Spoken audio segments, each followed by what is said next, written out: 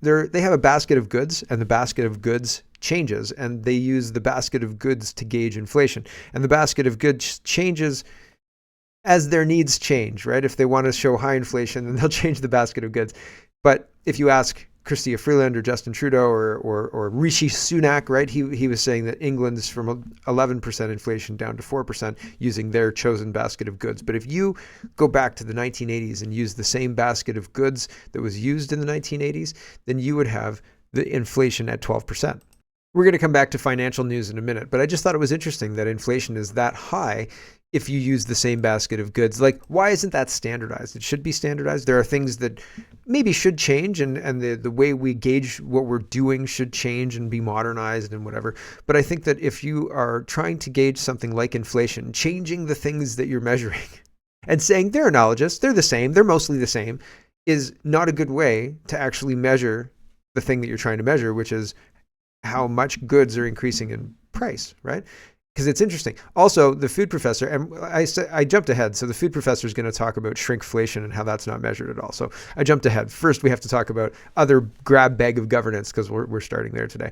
Matthew says Canada's government takeover of childcare, I'm editorializing here, has been a disaster.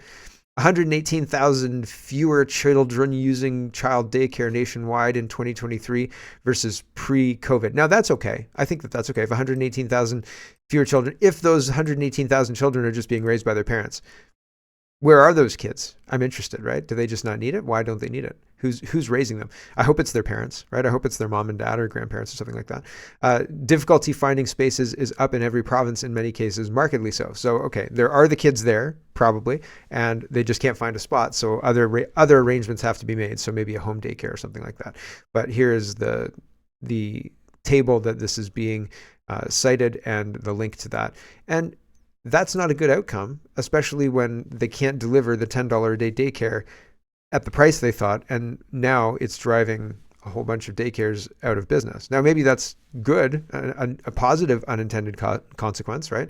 Because you don't want to have your kids in school or daycare all the time forever. Moving on a little bit, apparently the Italian Prime Minister is scheduled to visit Canada. Global Nationals reporting Italian Prime Minister Meloni to visit Canada a year after LGBTQ plus spat.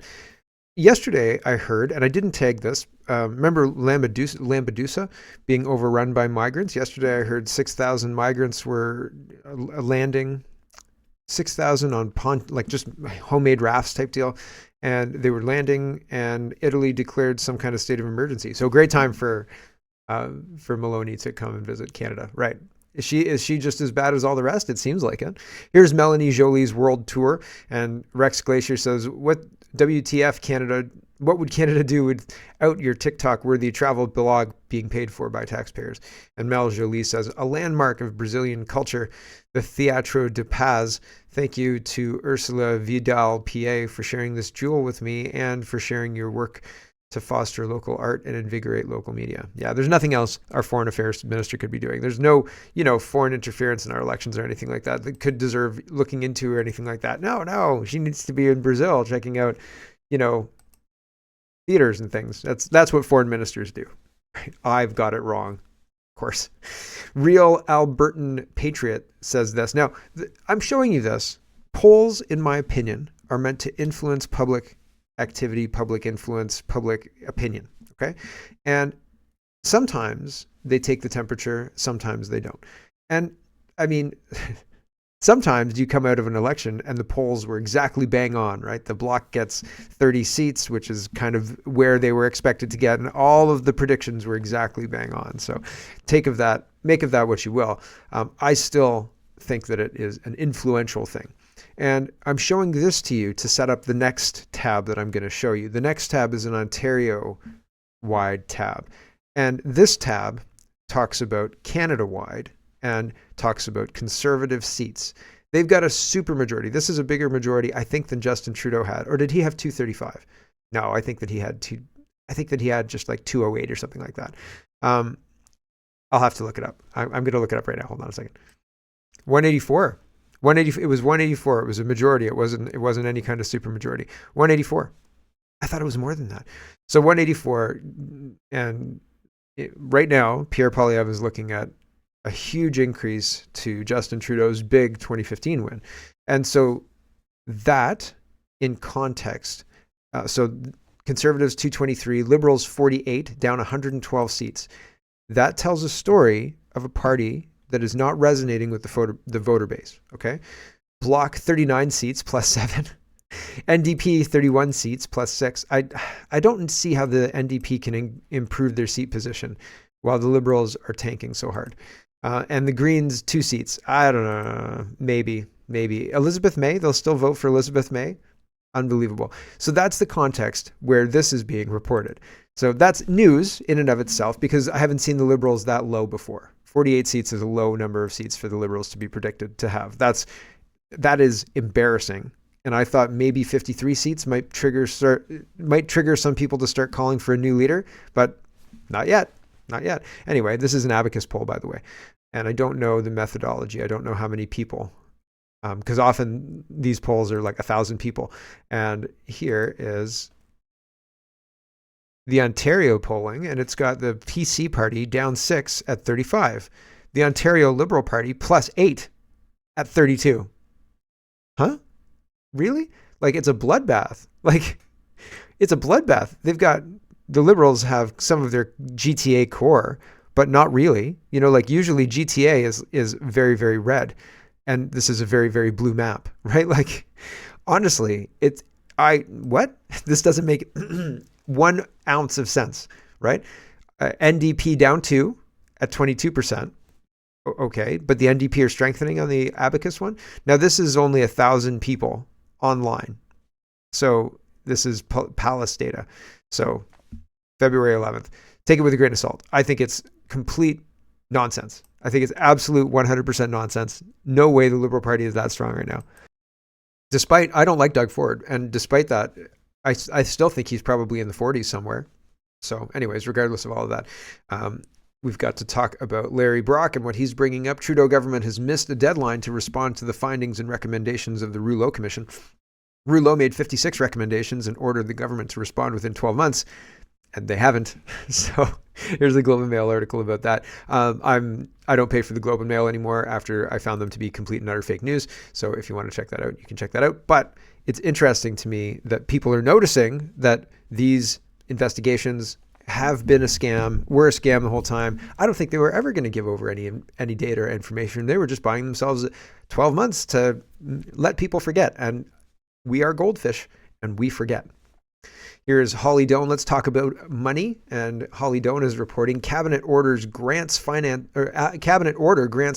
minister the authority to increase federal borrowing this fiscal year to a record $517 billion. That's $73 billion higher than estimated for year ending March 31st. So that's $73 billion more than this year. So yeah, we'll stop spending next year, but not like next year, like next year, 2027, which would be never mind. Ridiculous. It's never ending. Do you remember? I remember Tiff Macklem coming in somewhere in 2019, maybe early 2020, saying we cannot make these early 2020. Maybe after the curb thing came out. At some point, many times, Tiff Macklem has come out and said, we cannot make this spending permanent. We don't have the money for that. We can't do that. And permanent is like 3 cycles, 3 budgets. If you keep it in, it's permanent, right? And we don't have the money for this. We can't do this. And even though they were told they can't do this, they did it anyway. And things that went 3 cycles and then stopped were still very expensive and still big boondoggles. They were situations that were embarrassing for the Liberals. They're trying to fix things by causing even more damage. And fundamentally, all this money that they're pumping in is creating more problems than it's solving, in my opinion. And the wealth redistribution, taking money from me to put it through bureaucrats and then give it back to me to fight climate change, I'm not believing you. And they've got a whole rebranding thing we're going to talk about in a minute. But Global News is reporting all eyes on the UCP government ahead of Alberta's budget 2024. So they're coming out with their budget on February 29th on a leap year. Thursday, February 29th, and all eyes are on the government to see where spending will be directed. Dr. Paul Parks, president of the Alberta Medical Association, says he has been advocating for dedicating funding for primary care and acute care. There's got to be a better way than begging the government for funding. There's got to be a better way. Like, I think even vouchers and a quasi system where you're competing with people rather than begging the government for handouts, right? The handouts get given to the public in the form of medical vouchers or whatever it is. You have money to spend at the doctor and it'll cover your whatever it is you have, you're sick with. And then you get to choose your doctor and you can take your money wherever you want to take it, like thereby restoring some kind of competition. And not to say that the doctors need to be accountable to their customers, but there's a weird thing that's gone on where the doctors are just the mouthpiece of the CPSO. And if they say something like, you're exempt from that because as your physician who's sitting in front of you, I can see that you're not going to take this thing and that could negatively impact, this, and this. And, here's your exemption, blah, blah, blah, blah, blah. You do that, you're done. You're done. Your whole license is over. That's it, right? And so the CPSO has control of your doctor's office, of my doctor's office, of all the doctor's offices in Ontario. And I think that's terribly wrong, right? I'd rather spend my money at a doctor who was going to serve me and not parrot the CPSO or whatever, the AHS, the Alberta Health Services, or wherever it is. And it feels to me like we're being forced into that agreement through our shoddy healthcare system that a lot of people really like, despite it not working very well. The food professor says, I'm growing weary of reading articles about shrinkflation that fail to address the most crucial issues. Stats Canada is likely not measuring how shrinkflation is impacting inflation. No evidence. This oversight could mean that food inflation is being underestimated in Canada. Could. Yes, I think it is. Absolutely, it's being underestimated. And with inflation being at 12%, if you use the 1980s basket. Sorry, I got that. I went too early on that one. I explained the whole story and then realized I was in the wrong set of tabs. So I thought I'll just go with it. But if you've got that high inflationary rate and you've got the government saying, no, inflation's heading back down to 2%. Don't worry. I'm a finance minister, reporter, deputy prime minister. I've got this. And you don't have any recourse. So we just have to hold on and hope that the damage she does can be undone by people who understand the basics of what's happening right now and then can undo it, right? Hopefully. Fiscally, I mean, Canada's a rich country. If we had sane people executing Canada First policies and executing energy policies that made sense as well, like build pipelines, get our product to coast water, and supply Europe with all the LNG they need. And Canada, I mean, taxes, now we're talking about revenue sharing. Like, come on, man. If you ran this place like a company and if you honestly wanted to maximize the company's production, et cetera, et cetera, et cetera, I think we'd have so much stuff. We'd have so many industries with so much demand that we wouldn't be able to keep up. We wouldn't be able to have enough.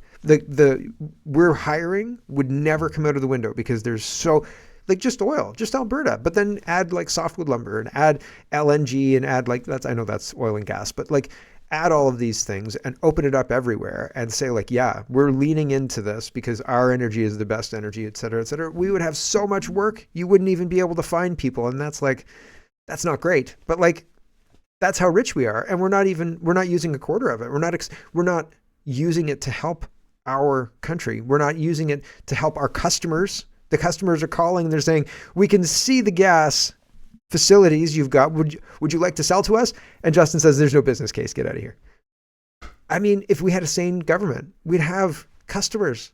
People want Canadian goods. Why can't we make them, right? And they'd be great. And they'd be providing wonderful jobs and they'd make lots of people rich. Oh, the money. Just think about the money. If that's what motivates you, there you go. The money. You could make lots and lots of money. But it seems like their ideology is overshadowing that evil motivator, money.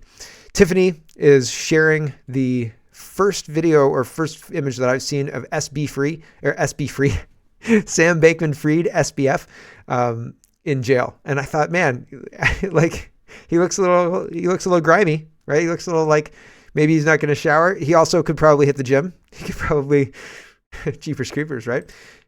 So he's not looking very good. I didn't think he'd see a day in jail. Honestly didn't. So there you go. I'm sharing to share my shock. He's in jail. Shocking.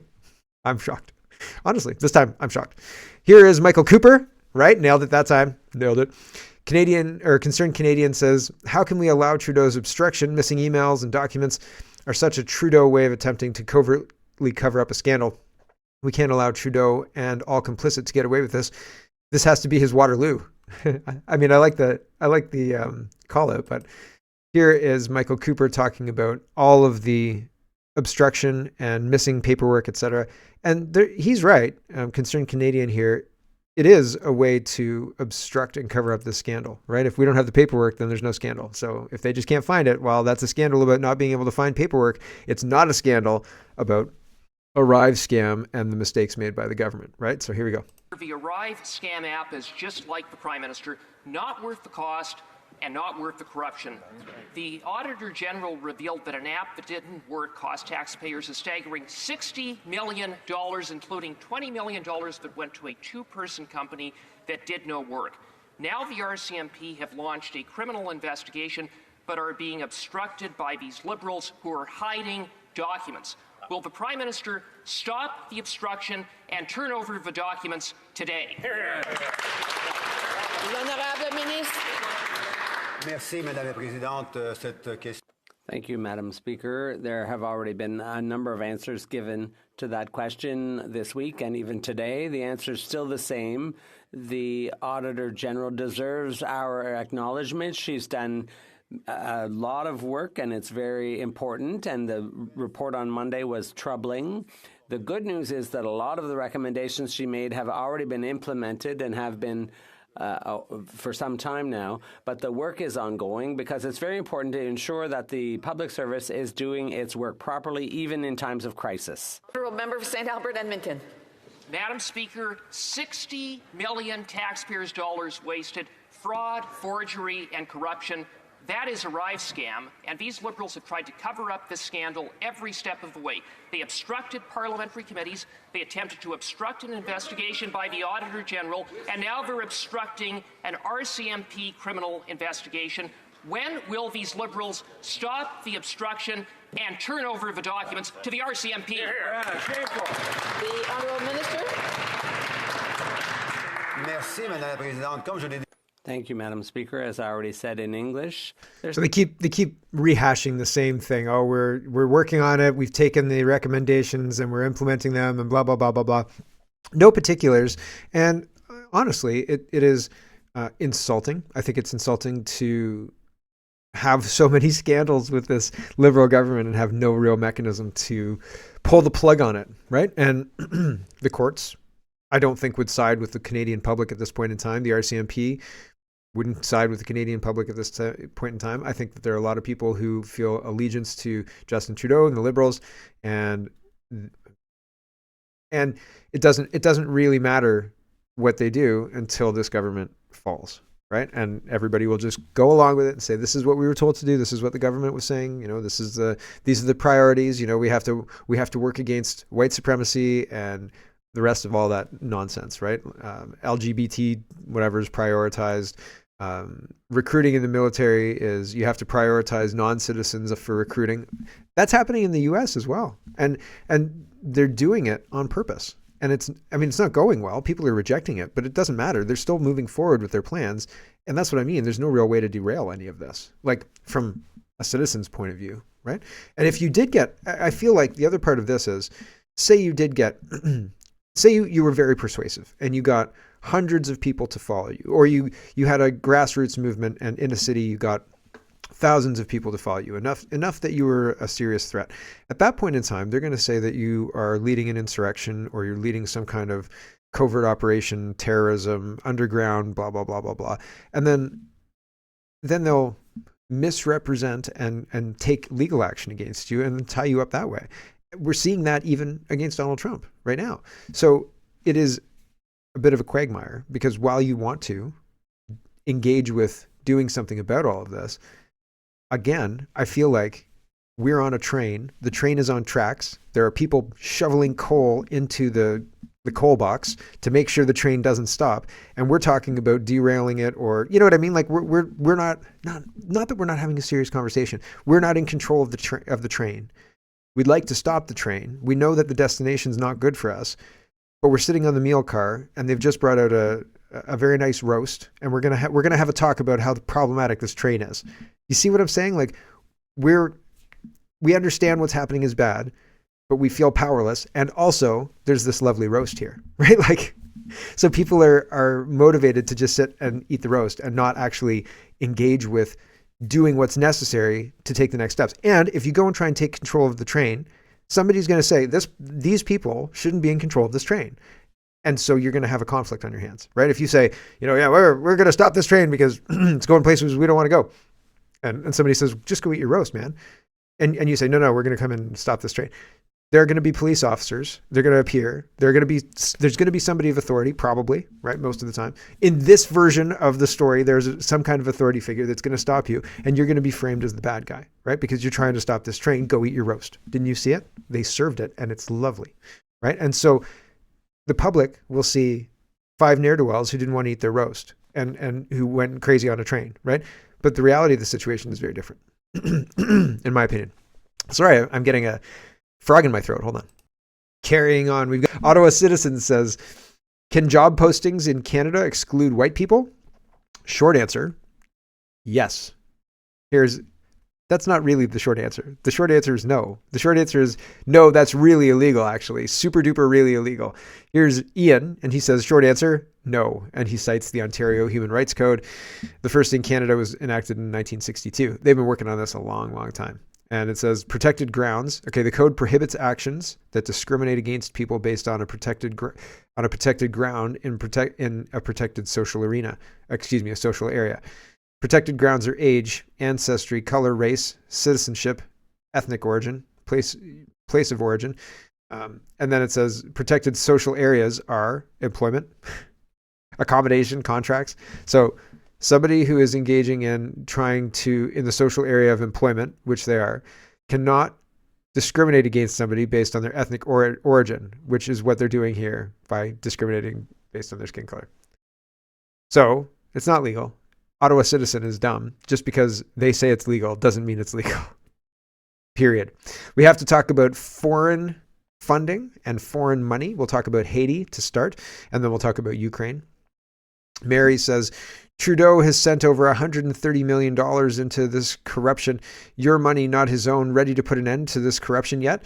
And so this is $50 million, but it was total approximately 89 million. Canada is the second largest bilateral donor to Haiti after the United States. Canada's current annual budget for Haitian development assistance, approximately $89 million, makes Haiti the largest recipient of Canada's aid in the Americas. So we send a lot of money to Haiti. For what, right? CTV News is reporting widow, ex-prime minister, and former police chief indicted in 2021 assassination of Haiti's president.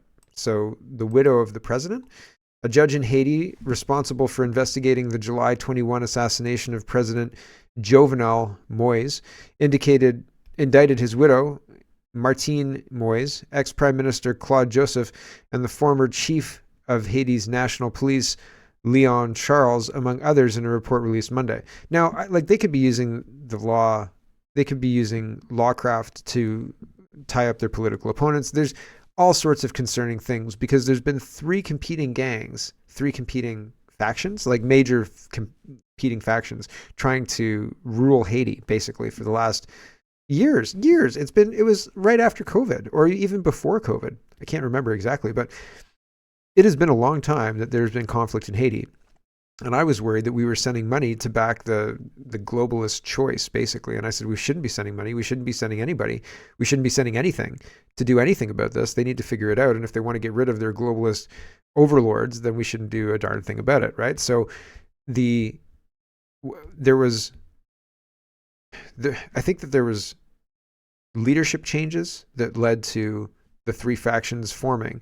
And I don't know if this new president, Claude Joseph, I don't know if that's the current one. No, that's the old one. The current president, I don't know if the current president is leading the country or just leading one of the factions and is in contact with Canada. And if it's just one of the factions, how does the money getting in there actually do anything that it's intended to do, right? I'm very, very skeptical. So here is this news release in January 22, so early 2022. Canada announces $50 million in support for Haiti. And I just want to read this. As a long-standing partner of Haiti, Canada remains committed to supporting Haitians' aspirations to a more democratic, secure, and inclusive future. Here we go, right? That's why during this meeting, Minister Jolie and Minister Sejan announced a financial contribution of $50 million for 9 initiatives that would support health services for Haitians, strengthen Haiti's security capacity and infrastructure, support sexual and reproductive health rights, and help address food insecurity and other humanitarian challenges. So is that legit? Here are some of where the money is going.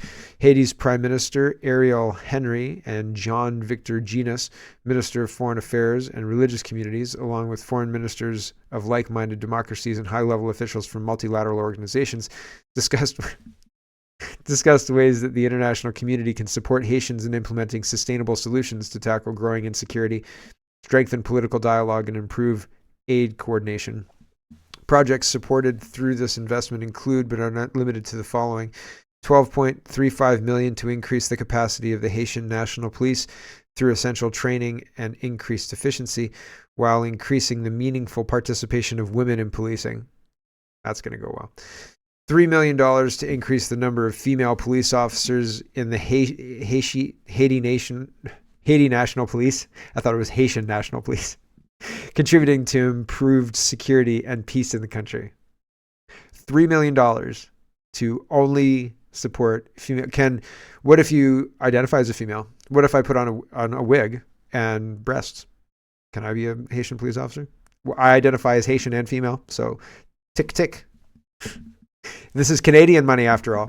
$17 million across 3 unnamed projects to improve the sexual and reproductive health rights of the most vulnerable women and adolescents.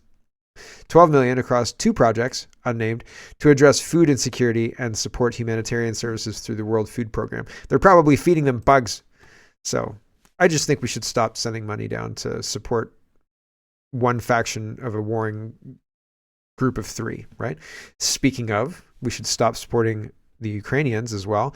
But we're not. Bill Blair yesterday announced this. I announced today that Canada is sending 800 Sky Ranger R-70 multi-mission unmanned aerial systems to Ukraine. These drones, valued at over $95 million, will help Ukraine as it fights bravely to defend itself from Russia's illegal and unjustifiable invasion. This is from 18 hours ago. And Pure Love says, is this outrageous to anyone else?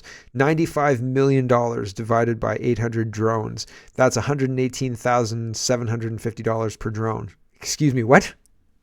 Do you know how many collapsible houses or tiny homes you could buy for $117,000?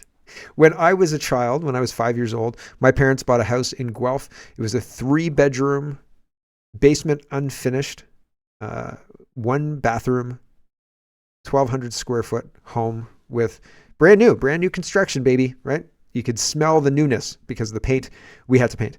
And that was $59,000, right? And now, $59,000, I think it'd probably be worth more than $500,000 now. You got to buy and hold, man. Real estate, that's the game. You buy early and you just hold forever.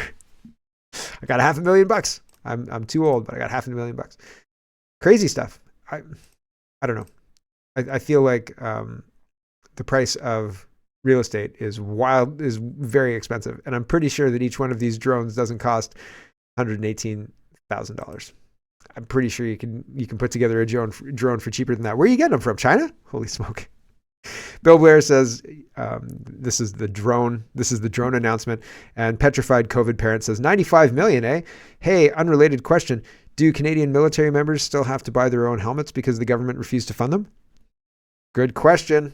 Great question. How come we're sending these drones? And the other question I have about this is it actually sending the drones? Does somebody have the drones in hand and we put them in a crate and we sent them, the drones themselves, to Ukraine? Or are we buying the contract on behalf of like the United States and the United States delivers them? Because I'd be concerned about that. And why are we spending all this money on foreign military when our military doesn't have the kit that it needs, right? It's again offensive because these people are offensive and they hate Canada. Hello, everyone. Thanks very much for watching. This is just a short version of a longer show. If you'd like to get the whole show, you can go over to CanadaPoly.com and sign up for a subscription. Just look in the drop-down tab for Shop and Donate and look for subscriptions, and you'll get immediate access to the full show. Love to see you. Thanks for watching, everybody. Have a wonderful, wonderful